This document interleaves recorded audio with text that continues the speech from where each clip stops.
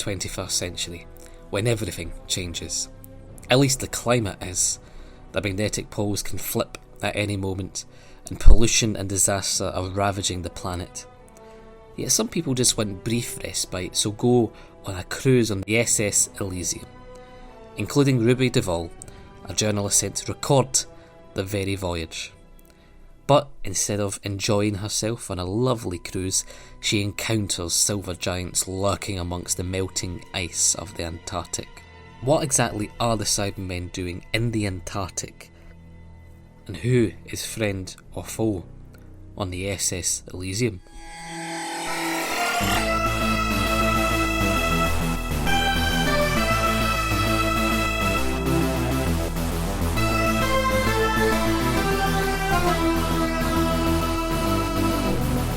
Hello and welcome back to Too Broad and Too Deep, Doctor Who podcast where we talk about the Virgin New adventures starting with Time Worm Genesis all the way through to the dying days. I'm Anthony and I'm joined as always by Alasdair. Hello Anthony, how are we?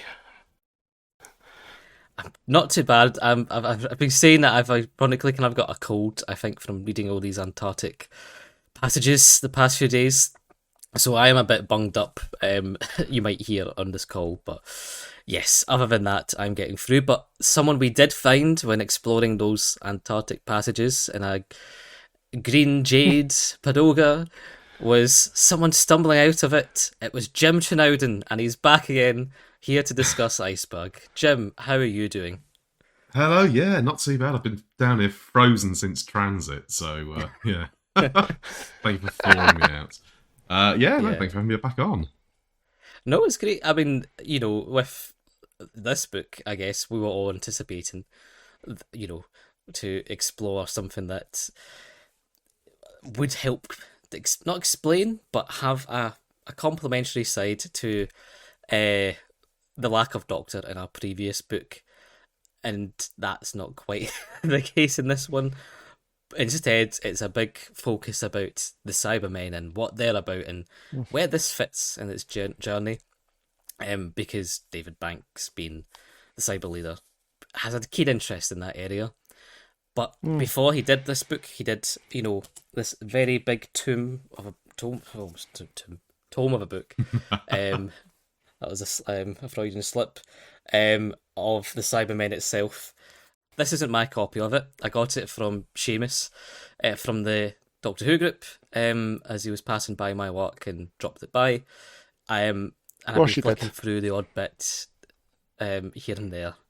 But yeah, I don't know if at the time this was something that was a sort of holy text to know about the history of Cybermen for folk or not. I don't know, because Jim, you were saying you've got a copy up there somewhere.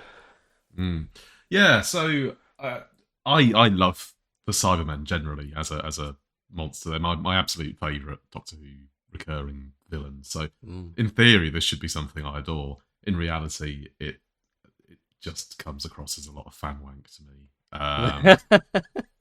I've never been that bothered by it. It's a nice book, but it's not some holy text, as you say. I dared to mention this opinion to Gav Reimer the other day, and he acted like I'd I don't know, sworn or something. So I think a lot of people do hold it in quite high regard. Alasdair, I don't know if did you refer to it a lot when growing up, or were you just as well thinking it's just loads of fan wank? I only recently acquired my copy and opened up the envelope, was quite excited within 5 minutes, put it back down and haven't really looked at it since. It's incredibly dry. I mean, packed full of a lot of information, obviously meticulously researched, just not for me. Yeah, I mean, there's a lot of. I mean, I just was going through the nice pictures in it a lot of the times. There's some really kind of nice art from Skeleton in this one. The main thing that I sat and looked at for the longest time was, it's on page 38. If you have anyone listening has their copy at hand, and it is the attempt at doing a timeline of the Cybermen and where they'll fit in with their kind of evolution, as it were. Because I was struggling with Iceberg to know quite where stuff fitted in. and it made less sense after reading and You're looking at this diagram. you're not a fan of cyber nomads, then, Anthony? Oh, the cyber nomads and what was it? The neo people, Oh, whatever. Yeah, it's neomorphs, that's the which one. kind of come along. I'm like, I just know them to be Cybermen, and they're around because they've got the ability to just throw them in this season to give a bit of pizzazz. But yeah, I just was like, I got about kind of 3 pages into some of their stuff, and it was talking about like morality of kinetics, and I'm like, is this aimed at any I, individual? I just like the Or stompy robot people. Yeah, I don't need yep, the morality of it. yep. Um, I just want a nice sci-fi adventure. yeah, Someone bursting through things. Um, absolutely. Stalking through shadows. Yeah, yeah. and as you say, there's some nice behind the scenes stuff there, and Mhm. the stuff that's a good read, but the attempt at the history in particular is just not. It's not for me. Yeah. I mean, I do like them attempting to like this pictorial area of it where they do have nice sort of visuals of the different adventures throughout the Hmm. eras, to kind of bring it to life. I guess for fans who might not have, the VHSs at the time or things like that Well, for this most of came these. out in 1990. I want to say off the top of my head. So we're Yeah. talking, uh, were there any? Yeah, I suppose Revenge was out on VHS by Well, that point. But yeah. I think it might have been maybe a bit before then because within it there wasn't much references oh, Silver to Nemesis, you're right. Seven Nemesis. So it's maybe kind of late 80s. I think it came out. This is ringing the bell with 2 editions. I think the paperback came out later and added Silver Nemesis. So Ah, it's either the hardback or the paperback's the later one and has a bit more in it. So yeah. This one at least it's saying there may be further documents in the cyber controller's head about further skirmishes, and it's not there. But yeah, just the one. um, the chronology within the Cybermen book. It tries to detail divergences from like Mondas and your Planet 14 pattern, which is Hmm. weaved within Iceberg as well. And fun fact, which I didn't realize, that the Wheel in Space is set in the space year 2028. So we're mere two Oh, years Oh, away from the Wheel in Space taking place. Um, you know, wow. we might have an episode of it by then again to celebrate its real time, you know, I existence. wonder if that's the date that Gav Rival had pinned down in his Wheeling Space video. I'll have to double check, Ah, actually. That'd be interesting. yes. See, it's uncertain in its sources as well, even within this, because there's a question mark beside it. So even Yeah. in their own fantasy, timeline, they can't tell you. It's around there, yeah. So round about, Again, 28. yeah. And similarly, I wonder what a history of the universe places it as. That'll be interesting to see. Oh yeah, I've got that line around somewhere as well. I should Yeah. have Again, I'm staring at consulted my that text as Doctor Who well. bookcase. Yeah, it's up there I Yeah. somewhere. know.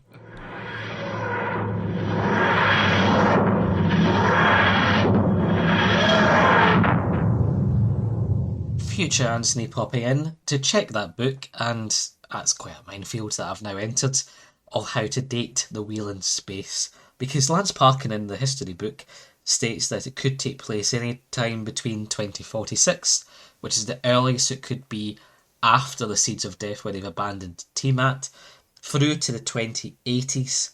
Now, the program guide says it could be between 1990 to 2000, terrestrial index of 2020, 2030 within the Universal Data Bank, 2074 within the history of Cybermen, and indeed this book that we're discussing here of 2028, while Timelink thinks it's 2020. So, who knows?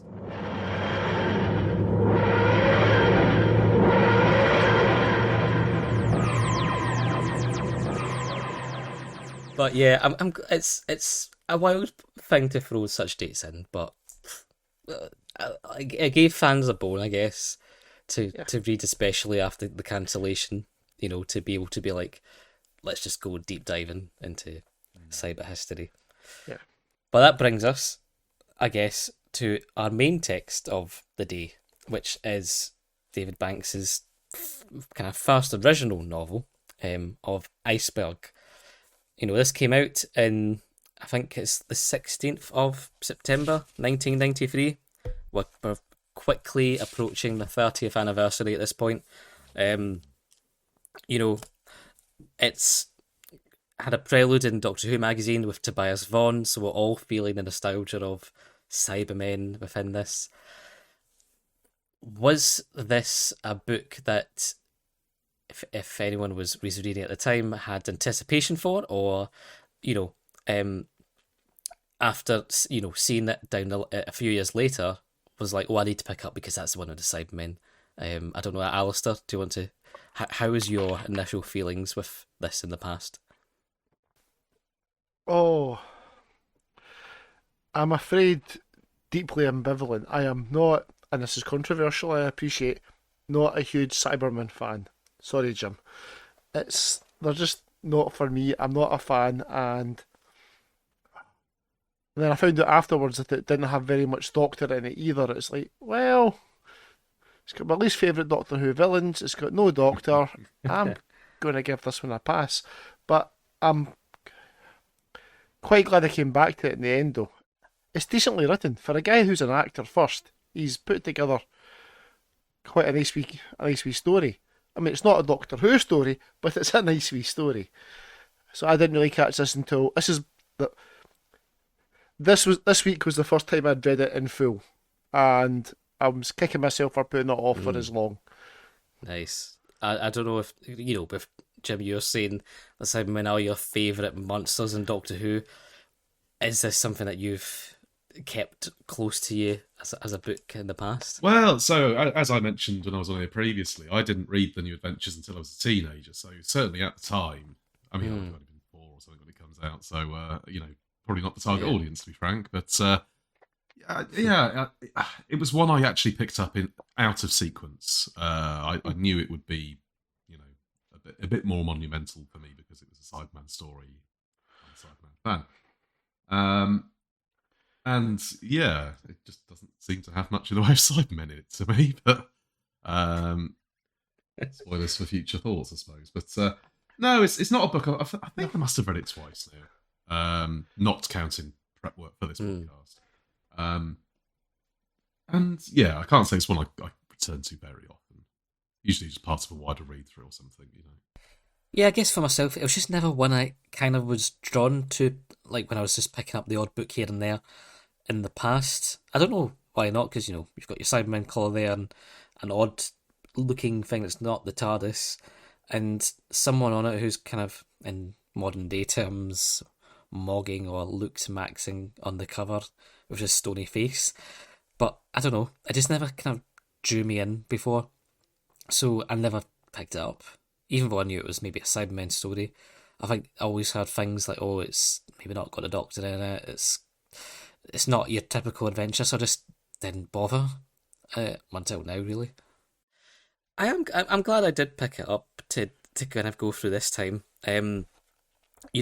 Like you say, the Cybermen are not in it for probably about the same amount of time as the Doctor is not in this as well, which was the bigger surprise for me of when reading this. Of we just went through Birthright and we were like, okay, right, the flip of this will be a big Doctor adventure, and it's just not. No, this is very much a Doctor light story, to coin a sort of modern phrase, but which is very, very odd considering it's meant to be the paired one to Birthright. Yeah, in fact, that whole sort of first half or so of the book is light on everything, I would say.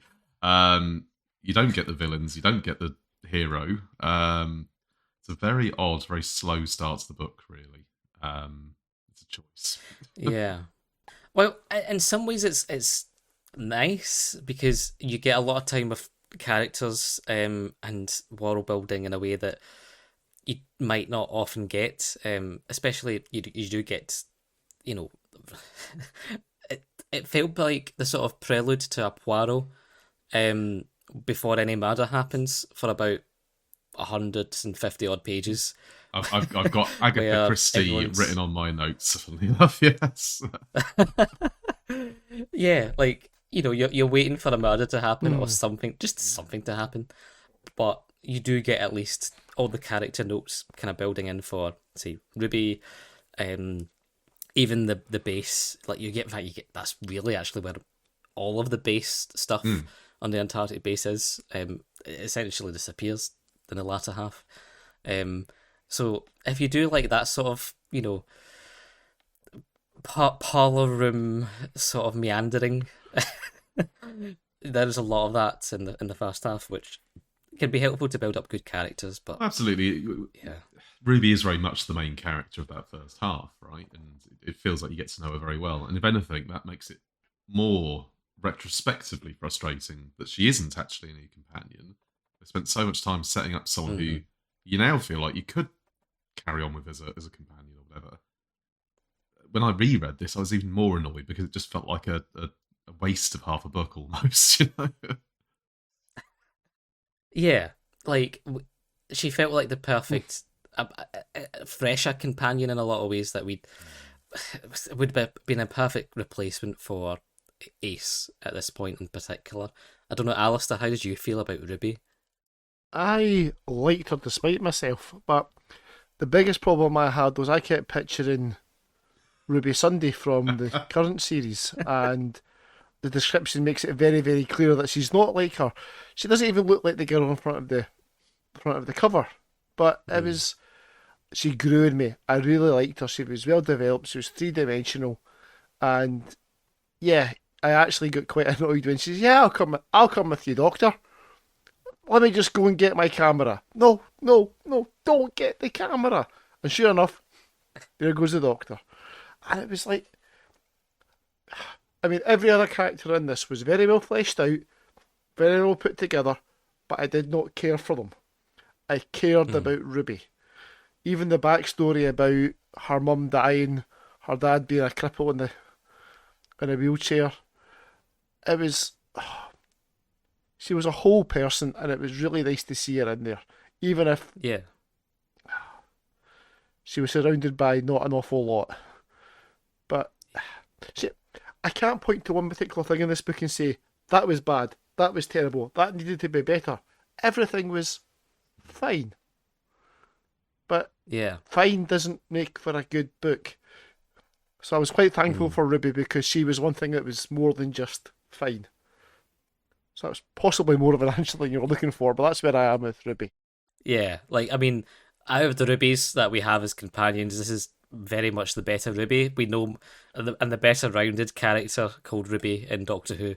I mean, in terms of Mm. even the background of her mother makes much more sense here, and like I very much appreciated that with those earlier chapters of them experiencing the earlier cyber invasions, Mm.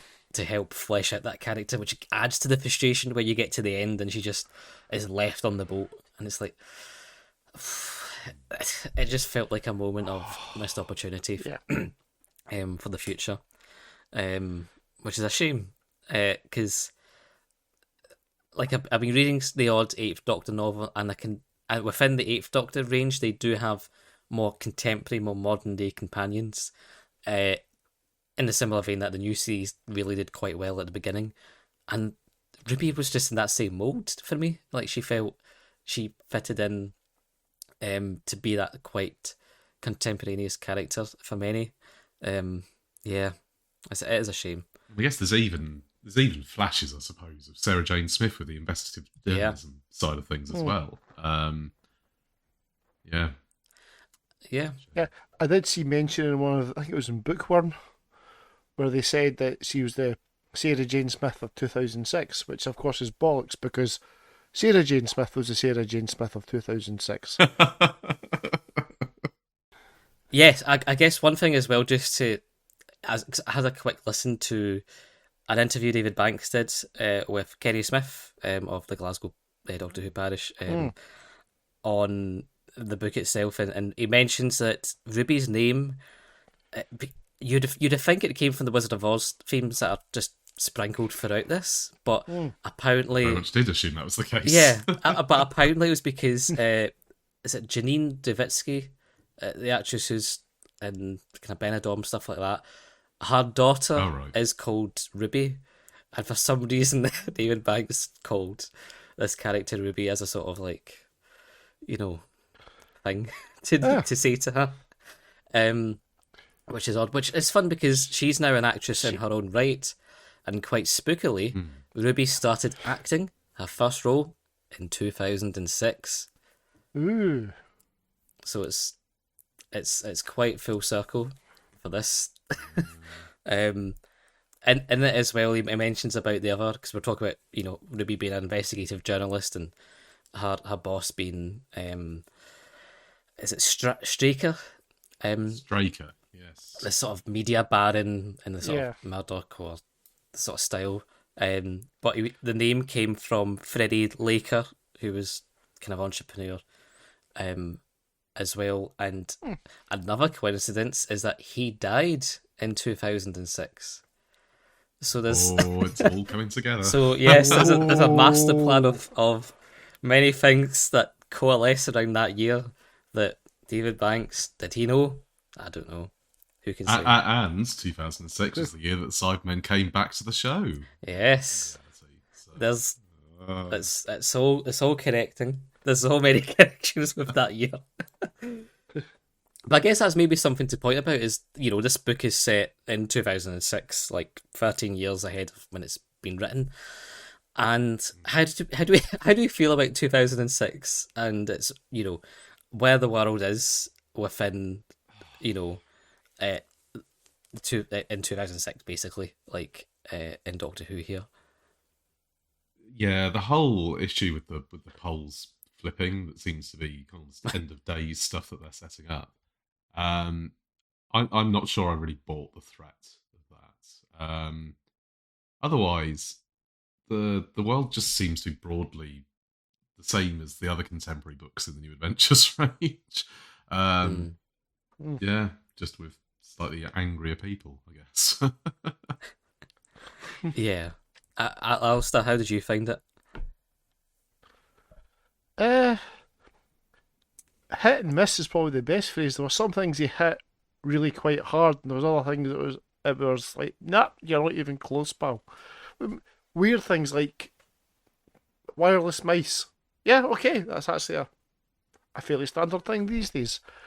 The a wee device you carry around that can record and take pictures. Yeah, that's basically mobile phones. But then, oh, the speed of environmental collapse is like, nah, you got that one wrong. But even then, just it's really the scale he's got wrong. But yeah, hit and miss. Yeah. Hit and miss, yeah. Yeah. I think that's where I would place it as well, to be honest. Like there were some really dead on bits, to be honest. Like, they're all Hmm. queuing up to board and they're talking about there's been in quotations Arab terrorist attack that they're Mm. increased security because of that. The currency is like the ECU or something like that. It's like similar to the euro. That's at the Hmm. time probably with Maastricht Treaty they thought we'll have some single currency in Europe. Um, and yeah, like some of the ideas like of the tech, kind of you could see, but there is the broader strokes of the climate catastrophe that Cartmel has in Warhead, like with the Butler Institute and all that Hmm. stuff that you can see painted within this sort of idea of 2006, and like is it the Freedom Foundation as well, where it's like this authoritarian nature who's fighting for freedom of speech and liberty and all this, and you can see similar parallels with that, as I have well. to wonder. I have to wonder how much of Banks setting this a few years ahead of publication in this way was another nod to the 10th Planet being a bit in the future. You know, not very Mm. far, not 100 years or anything like that. Just a couple of decades ahead, sort of thing. Yeah, in the same way that they did for I guess respectively with the invasion, because it talks about that being set in the 70s and this and such. So yeah, like maybe it's just a way to kind of cover your own back, saying it's not right now, but this is, well, it could be slightly different, but you'll recognise most of it in the future. Um, a fun fact of what was number one in the charts in 2006 during this cruise was, ironically, it was Patience by Take That, which is what you need a lot of to try and see Ah, the Cybermen within this book. Oh, Now, I don't know where, because I was saying about where that map tries to present the origins of them. Were the Cybermen in 2006, who are in the Antarctic, a crashed, spaceship of folk from the invasion? Was that who they were? Do you know what? I was thinking about this earlier, and I probably could have thought about it more, but I couldn't quite get my head around it. I think there's nods to both the invasion and 10th Planet, really, isn't there, in terms of where the Cybermen are from, if that makes sense. I think these are invasion Cybermen. The fact that the Cyber Planners there kind of backs that up, I think. Yeah. But, yeah, why are they then hanging around the North Pole? I don't know. Yeah. That was a bit I didn't get, where, yeah, they seem to be there for quite a while and then know that some folk from Mondas came along and went to the South Pole and tried to invade a base, all of that, and then they didn't help them. They just sort of sat there and kind of waited it out. We're like, that's the Mundasian's job, so we're Planet 14, we're not going to do that. And then took some of their stuff and went away again, and are now kicking off again because they're melting in the ice or something. It was a bit. This is the issue I have when we go down the routes of fanwank, is that it trips itself up when you try to neatly tie everything together, and that's maybe one of the issues with the Cybermen here for me. That's the thing. The 60 Cybermen stories don't really fit together into a cohesive continuity, and trying to make that work only makes it more complicated in a way. I don't know if with as well, like what that actual operation was a bit hard to kind of follow as well. As they, like I was saying, they don't really tend to be in the book until they're kind of stumbled upon, and they seem to have a small sort of cell that are activated and are slowly converting people one by one. The plan seems to be take over a cruise ship. uh, and then sail this high seas and somehow take over the world on a cruise. I didn't quite know if they thought this one through or not. Like, how's this? I mean, that is very much in the best sort of mold of the 60s Cybermen stories, isn't it? But not being able to work out what it is they're actually trying to do is part of the fun. Yeah, it's part of the the idea of the hand waviness of the 60s with the flamboyance of a GNT style plot that he would probably suggest that they would do, is like, we're gonna have them on a cruise ship. It's gonna... like, yeah. And I guess it's not just GNT, but it is something you could see Russell T Davies take on board, to have that level of familiarity or zadiness with the Cybermen in these funny situations, because one of them is on the cruise ship, they're doing the Wizard of Oz, and they think, oh, it's the Tin Man's brother, right? And they do a bit together with that before realizing they're Cybermen. So it does have that flavor of putting them in more zany situations, perhaps, that the 80s would have liked to do more, perhaps, and the new series definitely goes into, perhaps, with the Cybermen. Yeah, absolutely. And one of the notes I made was about how it seems to almost be a little bit tonally everywhere in that sense. You know, like I Yeah. keep coming back to Sayward Who. I think the Doctor turning up so late is very much like season 22, but also the kind of the violence and the body horror aspects of it. I guess this feels almost kind of in the mold of Attack of the Cybermen in terms of tone, and then it does goofy things on a cruise ship. You know, it's an odd one to pin down, really. And then it also kind of dips so heavily into the 60s mold and lore, and it does become a fairly classic base under siege story at times, and it's a very odd one to pin down, really. Yeah.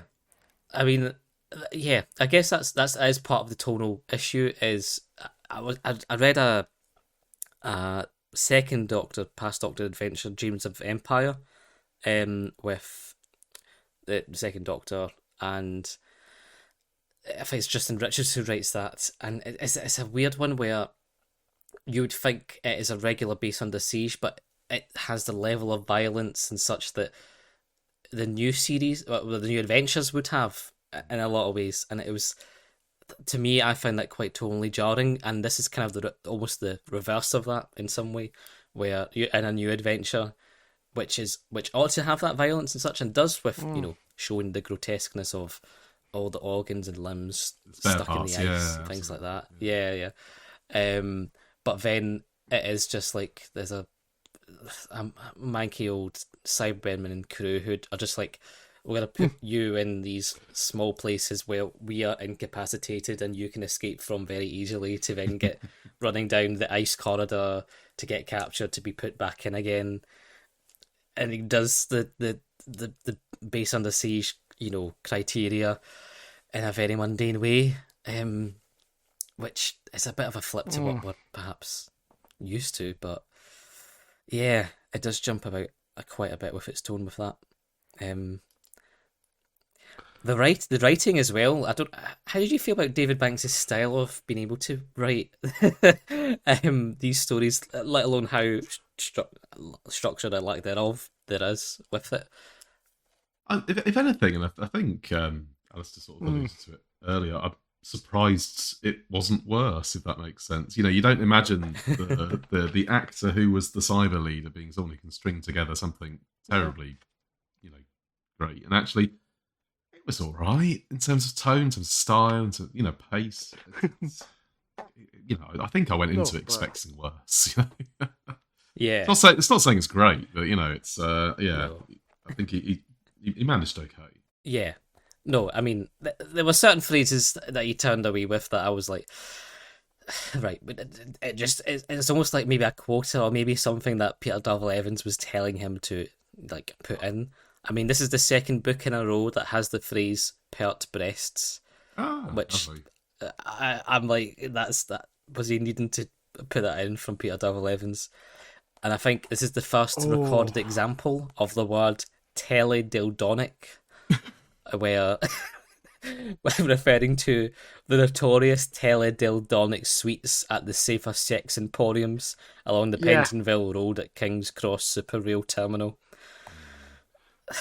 It's an odd one, isn't it? It's also a very sweary book. It's actually, funnily enough, I kept coming back to Transit in terms of, swearing and gratuitous kind of sex references and things. It might not be quite that bad, but the books in the middle don't seem to have as much of it. But funnily enough, these two books are fairly into it. No, for me, I mean, I've kind of gotten used to sex being referenced in these books. That's just something that happens. It was what's that on the floor? Maybe it's a used condom. No, there was no need for that as a description. Never a need for that. There was 1,000 different ways you could have described that. No. Oh yeah. No. I forgot about that, because it was like it was words that I wouldn't have thought of to mean a condom as well, because it was something like, it was like roser. It was like, oh, there's a roser. I was like, what? There's a policeman on the ground or something? Like, what? It was like just weird language use as well. But yeah, the swearing. I'm and probably I had showing my fun. age here. Yeah. Well, I don't know, but like I guess the swearing. Um, I mean, it reaches an early crescendo with that. Like, and it had fun listening to the RNIB's audio book reading of David Banks, reading that particular Yeah. chapter, where he's, the biker is swearing like a trooper, and I might put that in here. Fuck you, mate. Just fuck you, you fucking wanker. There was no doubting the strength of feeling in the biker. He was angry. It's a weird, like we say, kind of the tonal use of the language can be a bit over the place, along with how the story is you know swinging from one part to another, in terms of what sort of story it wants to tell.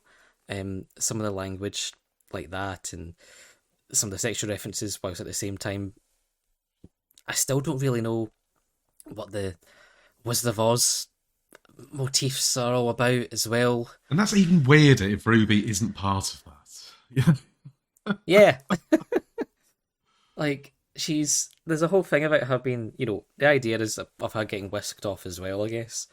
But yeah, for her to be instead just named by some actress that she was It's at just a the massive connection. coincidence in a way, yeah. Yeah. Yeah.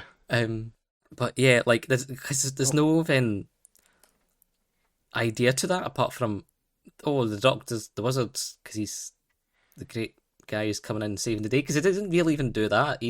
No. He just bumbles around really, and at a very convenient moment will have grabbed Ruby away from somewhere or touch Ruby to take her down somewhere else. And yeah, there was very little that he actually does in this book, because again, he doesn't, similar to the Cybermen, appear until like 150 pages in. Yeah, like I say, when I called it a Doctor Light story earlier, it wasn't even just about the amount of Doctor that it had in it. His influence on this plot is very minimal, actually. Yes. Mm. Yeah. Like, And and speaking of it being Cybermen Light, I did feel it was kind of building to a crescendo. And when they went, we call them Cybermen. Yes, we know this is a Cyberman book. I felt like that was a big moment, a big reveal, and it's like, yeah, we know, we saw the cover, we've read the blurb, we know who this is. Well, in a way, it'd be Yes. even weirder if it wasn't the Cyberman story, considering they've got so many references to the 10th planet in these. Yeah. It's General Cutler's daughter who's running Snowcap or whatever, Snowcap base from the 10th planet. It's okay. That's a lovely Yeah. coincidence, isn't And it? I did like that when he kind of called in, can I speak to General Cutler? 30 years later, he just happens to get the right family, the wrong member. It was like, I mean, that felt it like was just. it should be more of a moment. Sorry. Sorry, no, yeah, I was just giving me like absolute pure Kate Lethbridge Stewart vibes every single time, because half of her dialogue when she was now, established as a general was like, as my father used to say. I was like, okay, why do we care what he used Yeah. to say? Like, yeah, like I was enjoying her character. This is again like the issue of where you weight your focus upon, because even when we're talking about the Cybermen, the Cybermen are then, to be fair, in the lighter bits of the book quite a bit. Like, they are just kind of there, and they are doing some stuff, even if it's basic base on the sea stuff. The first half does have, going into like Pam Cutler's, history and why she's in the military suddenly after, doing a different career. And you get this insight into some of these characters within the base in a way that it was, yeah, it was building you up to know more about this base in a way that you really get no payoff for. Like, we don't even see. I think the only engagement they have with the Doctor is very minimal. Like, they don't directly interact with each other, apart from one or two of them, and they're just left in the base like after everything else. Like, we don't see what happens to them, or a kind of closure of what's happening with them in a lot of ways as well. Apart from the big guy that eventually became their cyber controller, I'd be hard pressed to tell you what happened to any member of that base. Any of them. I don't know who lived, I don't know who died. It's just. It's like they stopped existing past a certain point. And now I cede the floor to Jim. Sorry, Jim. No, you basically just agreeing with what I was going to say, which is like, past a point, they just become cyber zombies, the STS personnel. Yeah. And, that might have been an effective imagery on the TV, perhaps, shuffling around and, working out stuff for Cybermen. But actually, it just means the characters that we spent so long setting up just stop existing, practically. Yeah. They have no sort of, well, even like building up to kind of connect with them as well. Because one issue I did have was that suddenly people will be somewhere at the beginning of a chapter, which that sounds generic in a way, but like there was cases of like suddenly the Doctor's just kind of going into the base with like Ruby, and you're like, oh, okay, like they're going into the base now, even though they were just on the ship or something. They're just suddenly there. They've ploughed through the Antarctic and they're just there. Yeah. Another point later, Ruby's suddenly just in these caves somewhere else where she's finding Cybermen and cyber bits. Like, there was an issue as well of which it's just weaving things together to not lose these threads, because that thread was totally lost about those characters and what they were facing, and that was one side that was maybe missing. Like the superficial level of the body horror of Cybermen was there by having the spare bits kind of within the ice. One thing I was thinking the book was going to do when reading it, didn't really happen, was that more psychological side of stuff. Like, Ruby records her going through sort of like a cyber intrusion in her head, but we don't hear her kind of replay that or think about what it was that she went through, and we don't see it from the perspective of the zombies as well, being like they're just they're stuck doing their task, and there's no insight into how they're feeling really, as well. So there's we lose the sort of the psychological horror side of the Cybermen for just like they're kind of buggering around the Antarctic, so we can have sort of like generic set pieces like like them falling off a cliff like it's Looney Tunes, because they've saw that the Doctor's painted basically a backdrop like like the Roadrunner would, except with a hologram. Yeah, that was special. That was. One other character I guess we should talk about is it Mike Brack, who's an artist on the cruise ship, and I like the concept of the cruise ship. It's everyone's escaping from the calamities of the climate catastrophe, but Mike Brack's some big pop star who is now an artist with a big laser gun, basically like from The Giggle or something. And he's sculpting ice from it.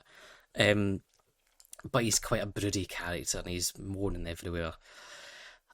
How did we find him as a potential character of intrigue throughout this book, and how did we feel his payoff went? Well, that's the thing, isn't it? He's both simultaneously not really anything, and he's too much, because there's this whole weird thing about arms dealing that they keep kind of inferring is going on, and I mean, we've got to mention the stupid payoff that it's a big box of doll arms, effectively, and fair enough, red herring, fine, but like you spent half your book setting this up. It's just a big load of nothing. But then you get the double whammy of he's the fella that crippled Ruby's father, and you just think, oh god, now he's, how small is this world? Everyone's related to each other. Yeah. Everyone is involved in each other's life. It's like there's 10 people that live in the world of Iceberg, Yeah, exactly. I mean, Diane, who befriends Ruby on the ship as well, is like, oh yeah, I used to date that famous superstar, and I've conveniently carried a letter about arms dealing that he got written to by your boss, here it is. It's like, how does everyone? Yeah. Yeah. The person they were inferring him to be was much more interesting, albeit a prick, than the person we actually got. Oh, he's an arms dealer. No, he's not. Oh, he's an evil son of a bitch. No, he's just a prick. Oh, it's just. Yeah, There was. there was so many lost threads with like we say with everything, but with him as well. Like, Yeah. and any sort of pathos about him feeling guilty, because he could still feel guilty about killing her dad, and I don't know, just spitballing an idea, like she's getting attacked by a Cybermen in the bridge, and he's the one who saves her ultimately. And he then finds that note saying, "Oh, I killed your dad, or I crippled your dad 20 years ago, whatever." Like, yeah, that just kind of, it just didn't tie together. Yeah. There's no in a way that payoff. you felt it could. Yeah. No, there's no payoff. With him, I mean, another thing that didn't pay off was apparently there was a terrorist on the cruise ship as well, who was kept in storage. Yeah. We don't know who that is. We don't know where they are. They just were there at some point. World building. Well, big finish. If they still need to explore areas unknown, I'm sure we could get a mini Doctor adventure of a terrorist stuck on that ship. Oh god, yeah. Let's do a third story set concurrently with Birthright and Iceberg. What all the other characters got up to. Yes, exactly. Like there's another concurrent story to tell here, and I'm sure, the 21st century version of David Banks, Nicholas Briggs, who will write an original story that can tie this in for everyone to feel more satisfied with. So, yeah, I don't know if anyone has any other last sort of threads they wanted to maybe reference about the book itself. You mentioned briefly there the whole Cyberman chase aspect that went on. That whole extended sequence of the Cyberman going after Ruby. And it's like Looney Tunes almost, like the Cyberman who just went like, it should be horrific, but it goes on for so long. And they keep thinking he's dead, and then he suddenly bursts back into life, and it's not actually that entertaining as a result, unfortunately. It should. I think if you were watching it, it could be quite fun, but even then it'd probably go on too long. But just reading about it, it's kind of like it should be like Dalek, 2005's Dalek, where you get like one really powerful lone Cyberman, but it just comes across as Mickey Mouse stuff, unfortunately. Yeah, like it almost verges in that level of in the face of what the Cybermen are built about their logic within the book, because the Cybermen chasing her down like catches the spanner that she's like thrown at it, and it's like, well, ha ha ha, and just like I think they say it throws its head back as if to laugh and mock, and then by doing that it clanks its hand against a piston, then goes thump whap and gets cut, and you could just imagine that being this sort of Acme style destruction of a Cyberman, and it loses that tension of it being a dramatic chase or anything. When you see that, it's something, I don't know, almost marvelous that you would see these days do. With a villain like that. It feels like comic relief when it should be the big horror moment of the book. No, exactly. That's the thing. There's moments like that. Because in the same chase as well, she puts like a VR headset, not the teledildonic one, but just a general VR, like another virtual reality system, like onto a Cyberman who kind of is stuck in VR for a minute, and it's like we just can't escape VR in these books. It is constant. This is like a staple of the 90s. We cannot escape, even for one book. But even that just makes the Cybermen feel a bit naffer. Like they're meant to be these kind of advanced machines, and you think sticking a VR headset, can you imagine sticking an Oculus Rift on the top of a bloody Cyberman? Yeah, suddenly Yeah. confused, they'd just knock it off, wouldn't they? It's no, yeah, they would, yeah, they would. They did not surely have the same sensory, you know, connection to that system. Then it would just fall off their face.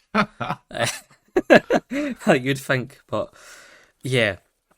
One thing we maybe didn't touch, but was the TARDIS, because I did, on the cover, I do like that sort of, Jade jade, pagoda.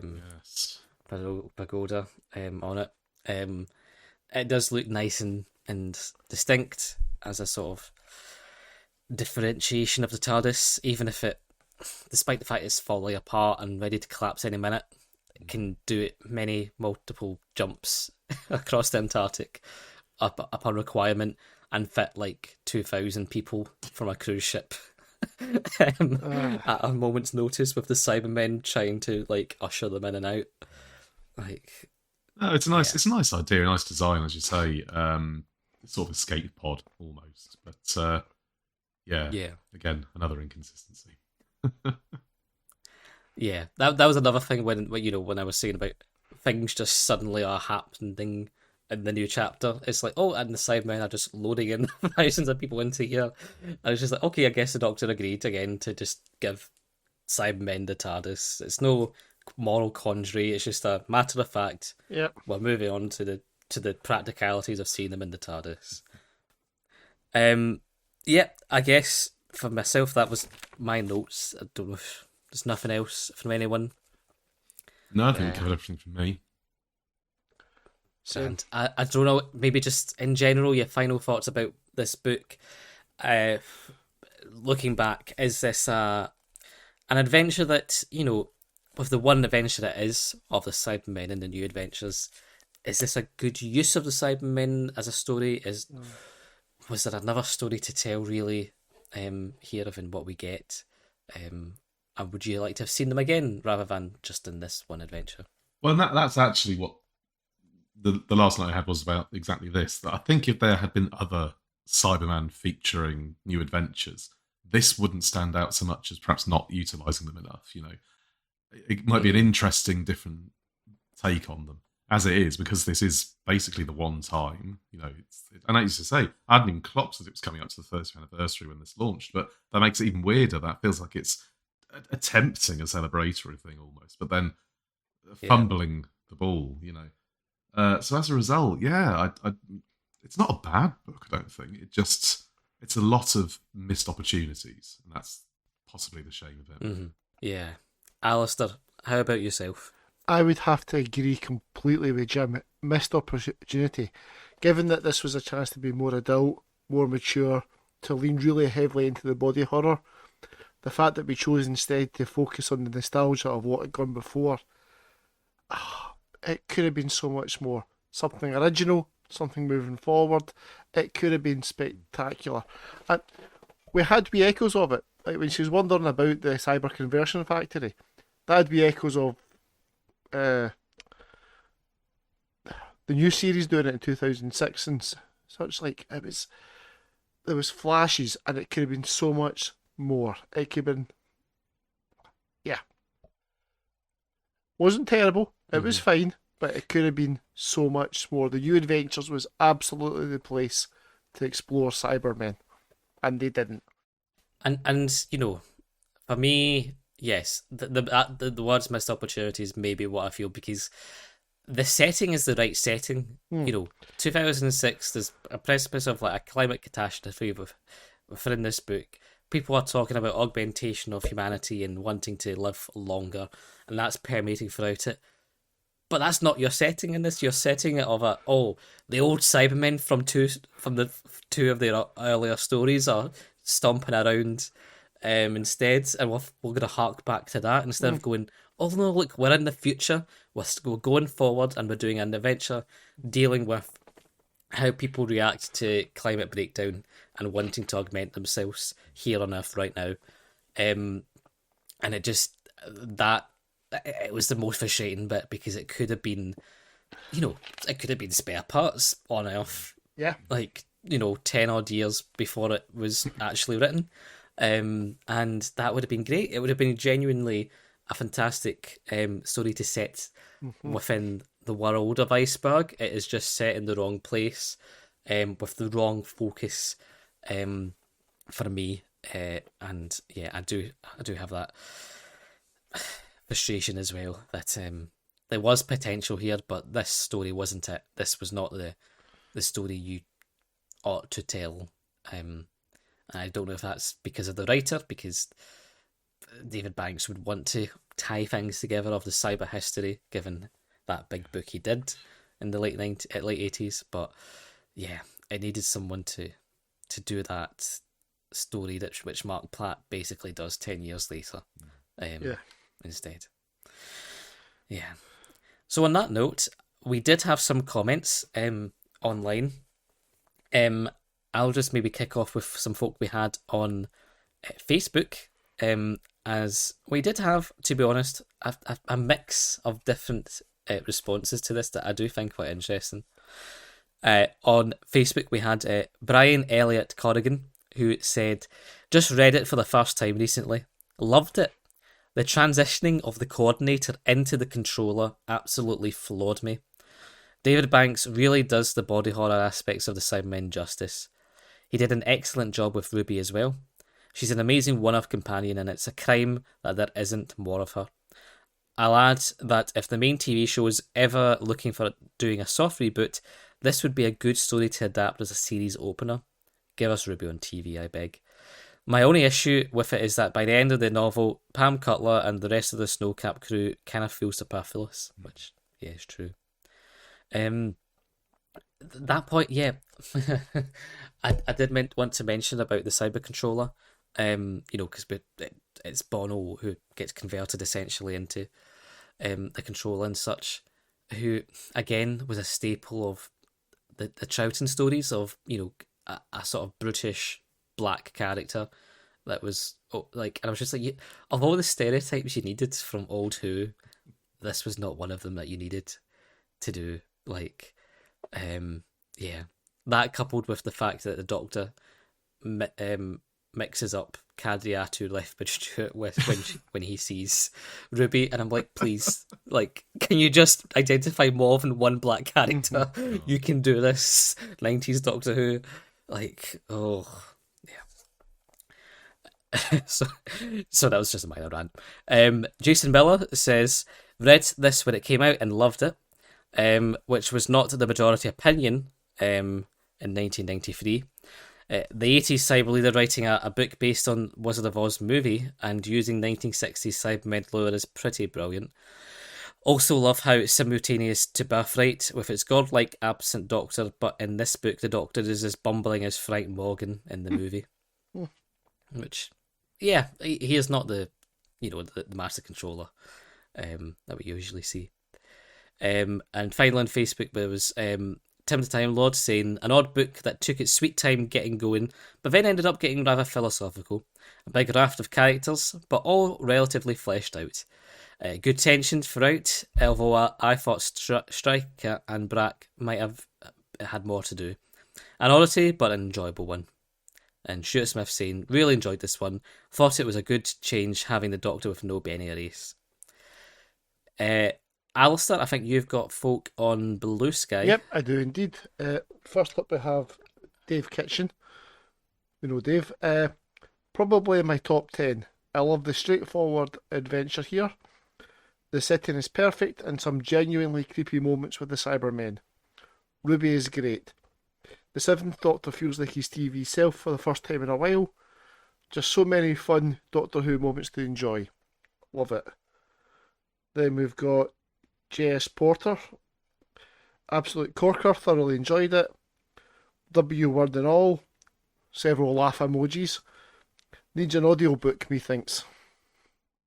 Which there is, indeed. There is an audiobook out there. I believe it's only accessible to those who are blind. Yes, it's not generally David accessible. Banks recorded. Yeah. Yes. He did record that for the RNIB. But yeah. Yep. Next set are from Alex Wilcox. This book's strengths, it raises David Banks' middle fist as the horror of the Cybermen. Of the three main characters, Ruby is a memorable companion, but both the Doctor and General Pamela Cutler suffer from structure. In the first half, Cutler's a real character, then there's a sharp dividing line where she becomes a cipher and all about vanishes. And the Doctor arrives later than you would believe, later than you can even believe the new adventures can manage. It really needed at least 3 leads working at once, but it loses all interest in Cutler as soon as the Doctor turns up, and I could never work out why. Probably the best of the Weird Eye view. The reader is the monster covers, though. Okay. So on Instagram, we had Ian Christensen illustration, who said, as you can imagine, about the cover. I like Andrew Skeletor's work, but this one is a dud. For one thing, the image is very flat. The forms are very 2D with a lack of shadows to indicate form. Partly to blame is that it's poorly lit, and half of that comes down to the colour. Look at how all the component parts are lit with a bluish tint, while the central figure has a warmish yellowish glow. Poor job. Sorry, Andy.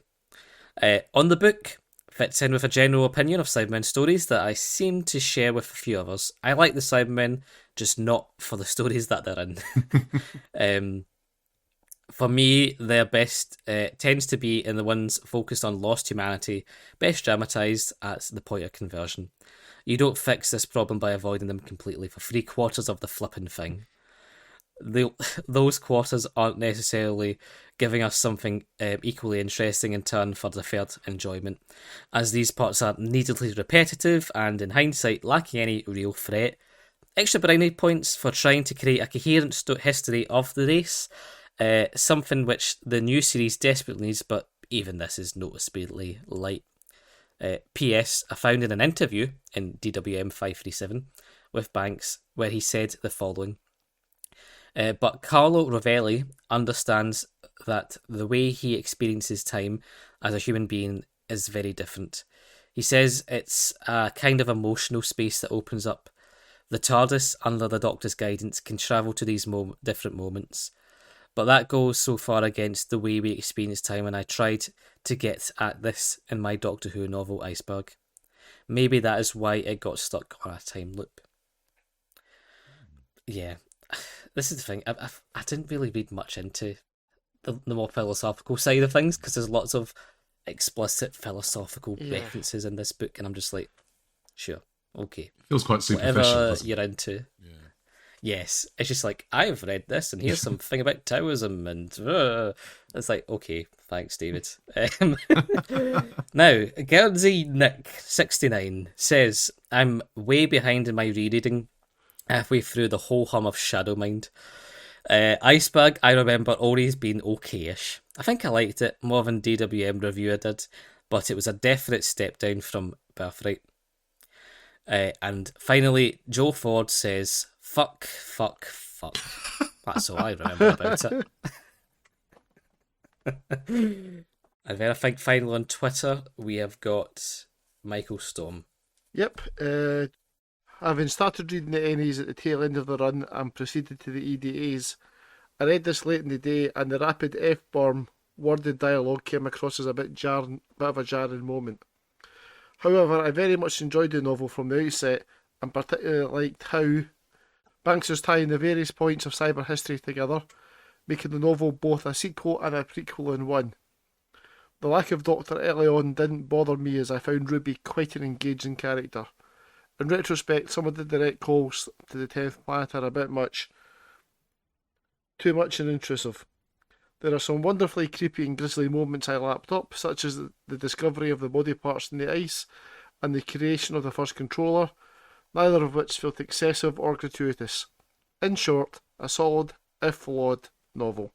So, quite a mixed view, I think, for this book, which I think is interesting. As you know, we're over 30 years past, and there's no definite feeling of where this book is, which I think is one of the first times we maybe had that kind of fully for folk.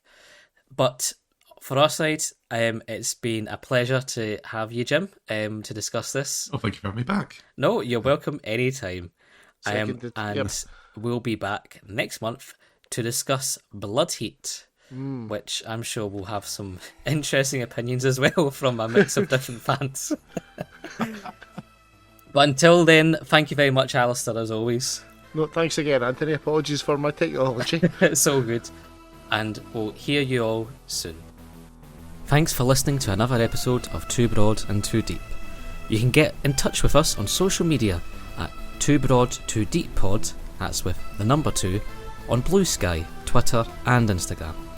You can also contact our Facebook page, Doctor Who, Too Broad and Too Deep Podcast, and that's with the word 2. Or you can email us at toobroadtoodeeppod@gmail.com, and that's also with the word TOO. Hope to hear from you soon.